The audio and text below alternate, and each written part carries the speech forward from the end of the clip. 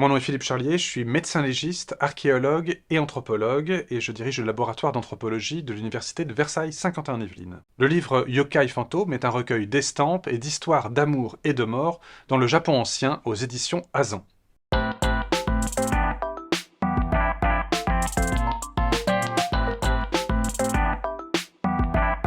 Les yokai sont des individus monstrueux, des forces de la nature qui sont un peu bizarres tout simplement et qui existent dans le Japon traditionnel toujours maintenant.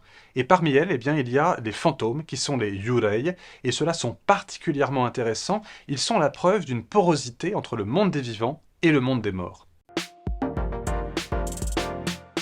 De façon très majoritaire, les yurei sont des femmes, parce que malheureusement, eh bien, les femmes sont victimes de morts violentes, elles sont abandonnées, elles sont poussées au suicide, elles sont assassinées, et ces mauvaises âmes, ces mauvaises pensées, ces mauvais esprits vont avoir tendance à revenir hanter le monde des vivants pour demander justice, ou alors pour demander à continuer à être aimées par ceux dont elles ne peuvent pas s'échapper. L'histoire de Yuki Onna est particulièrement belle. C'est l'histoire d'une femme qui est d'abord d'une beauté saisissante, à la peau extrêmement claire, blanche comme la neige, dit-on, et d'ailleurs comme l'indique son propre nom. Cette femme apparaît pendant la nuit, pendant une tempête de neige, à deux hommes qui sont des bûcherons qui se sont perdus dans la forêt.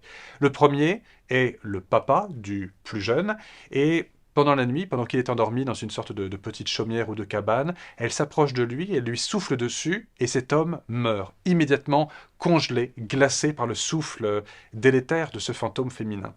Et puis le fils, lui, se réveille, il entend un petit peu de bruit, et il trouve cette femme qui est absolument splendide, magnifique, qui n'a pas de jambes, qui n'a pas de pieds, parce qu'il flotte tout simplement dans l'air, et cette femme se retourne vers lui, ce fantôme. Elle va vers l'embrasser pour le tuer, bien évidemment, mais elle est subjuguée également par la beauté du jeune homme. Et, tombant amoureux l'un de l'autre, eh bien, ils se font la promesse de ne se tuer ni l'un ni l'autre. Et c'est une histoire que je trouve extrêmement belle. Le fantôme décide de laisser la vie sauve à ce jeune homme parce qu'elle est subjuguée par sa beauté. Et lui-même est subjugué par la beauté du fantôme. Ceci dit beaucoup, je trouve, de ce rapport extrêmement complexe, mais aussi extrêmement sensuel entre le monde des vivants et le monde des morts.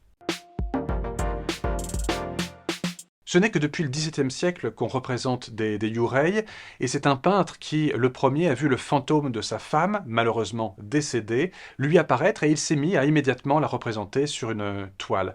Depuis, eh bien, ce type de représentation, qu'on appelle les yurei-ga, a fait florès, on les représente de plus en plus, mais surtout, plus qu'une représentation, il y a une partie du fantôme qui est à l'intérieur de la toile, à l'intérieur de l'estampe. Et par des phénomènes rituels, eh bien, certains jours, avec une cérémonie assez particulière, on peut réussir à faire sortir ce fantôme de la toile, à le convoquer et à le faire naître en 3 dimensions.